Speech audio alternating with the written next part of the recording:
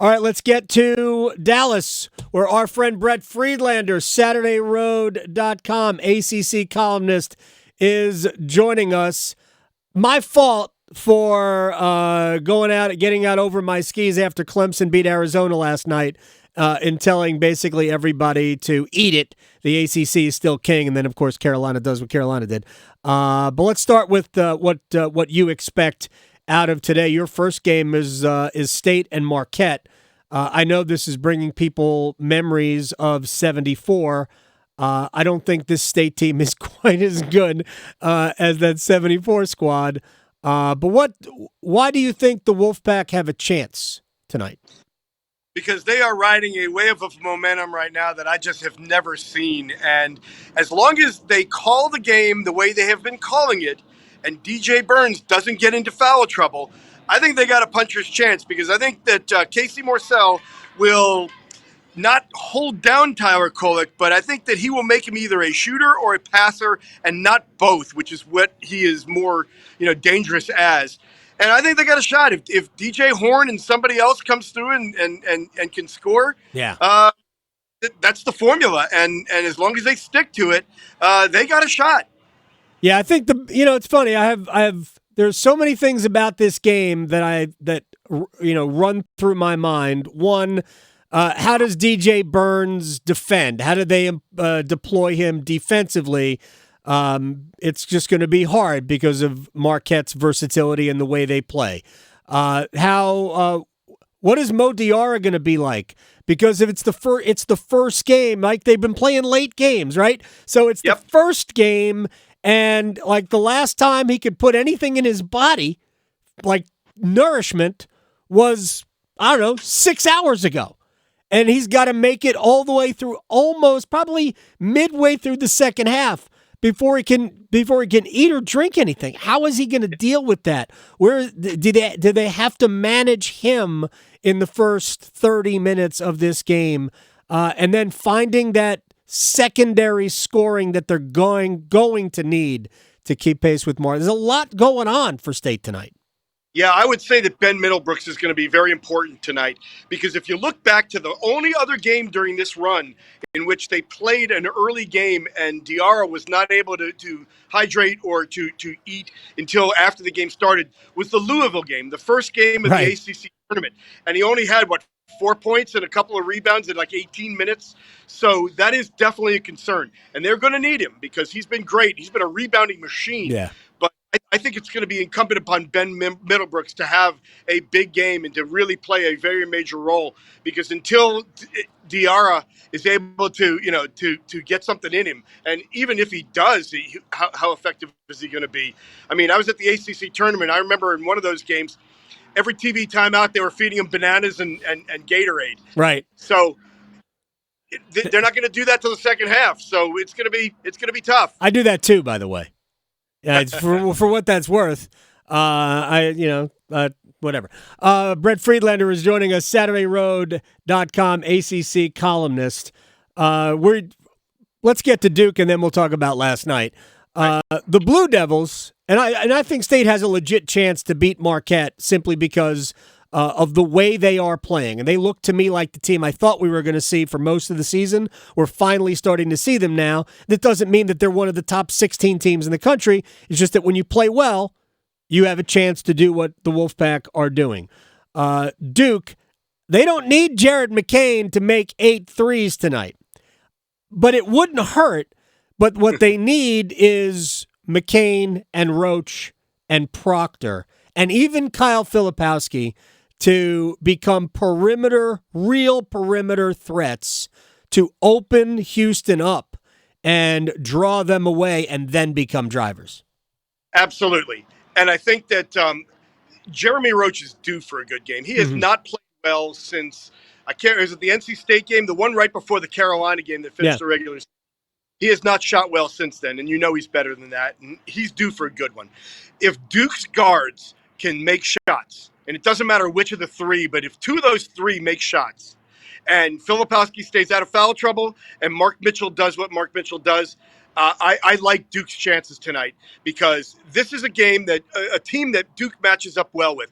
The teams that have given Duke trouble all year are teams with a dominant inside presence, a guy who can defend the rim and keep those guards from getting in there and scoring in close, and who can score at the rim. And Houston does not have that. And neither of the two teams that Duke has played up until now has had that. So I really like this matchup. And I think that I honestly think Duke is going to win. We'll see. I might be wrong. As my old boss Doug Mead used to say, always certain, but never right. But Well, look, I thought Carolina minus 4.5 was a great choice yesterday. it should have been. I mean, it should have. We're going to get to them in a second. Here's you talked about Houston's lack of inside presence. Their lack of defensive rebounding, coupled with Duke's ability to get to the offensive glass.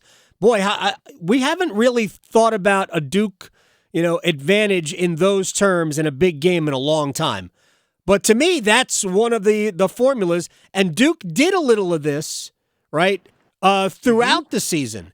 If they can get free possessions, not only maybe do you get a quick putback bucket, but that's the best time to knock down threes. Yep, the redirect. Kate was famous for that. Mm-hmm.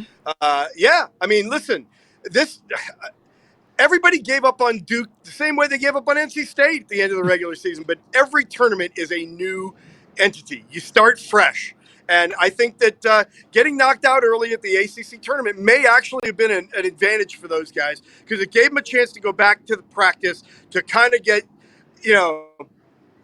their heads right. Now I don't know if Shire pulled the old Coach K trick of taking all the chairs and all the trophies, all the pictures of the old guys out of the locker room, but some tough love, and here they are. And who would have thought that NC State and Duke had a chance to go further, and NC State, Duke, and Clemson had a chance to go further in this tournament than Carolina. Yeah, we're still not quite done with the disrespect us at your own peril because there's work to be done tonight. It wouldn't be nearly as impressive if there's just one ACC team in the Elite Eight. It certainly would have been more impressive if there were four, and we all know what the odds are of even that number being three. But I keep getting back to Duke.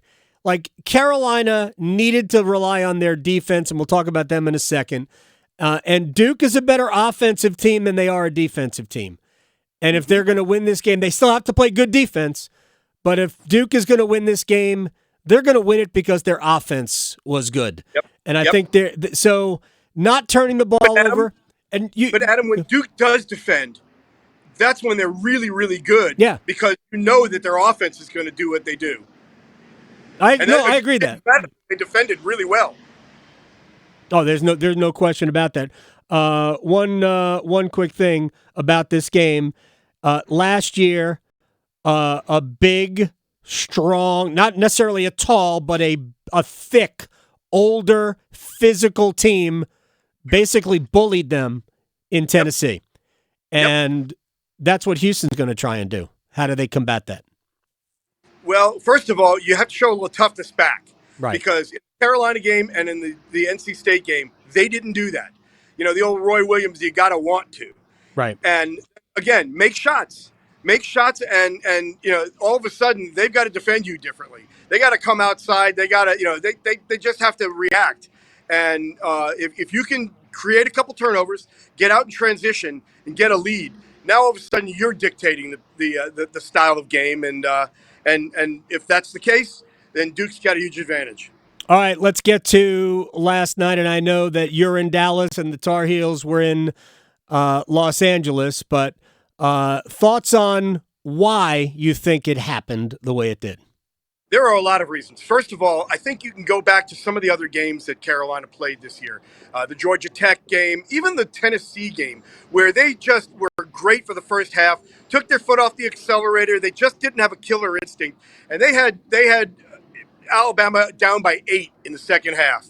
And they just couldn't put them away. And there were a couple of other things. First of all, what was Paxson Wojcik playing 9 minutes in the second half when Elliot Cadeau and Seth Trimble played a combined 9 minutes between them?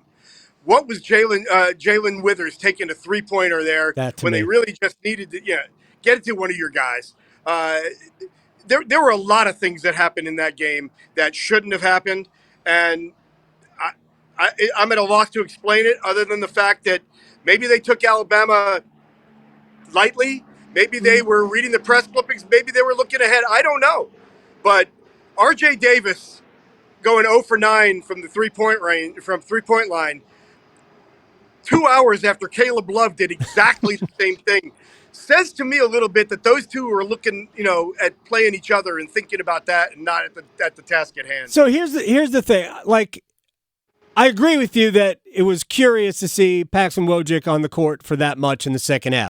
The theory behind it was neither Cadeau nor Trimble are three-point shooting threats. Therefore, Hubert Davis wanted another shooter on the court to kind of make Alabama's defense react to that.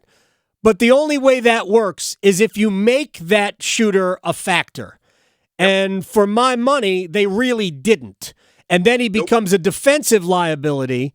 And no matter how good a player he is overall, he becomes it's not what you are used to having. Elliot Cadeau, you could argue that for all as good as he was this year, maybe last night, even though he made a couple of threes early, that maybe last night wasn't his night. But Seth Trimble, to me, in a game where you needed to rely on your defense to win, that to me is the guy that I would have rather had on the court than Wojcik, because I think at the very least, Trimble gives you defense and athleticism, and he also gives you a driver that could maybe get to the free throw line, and they could have used both of those.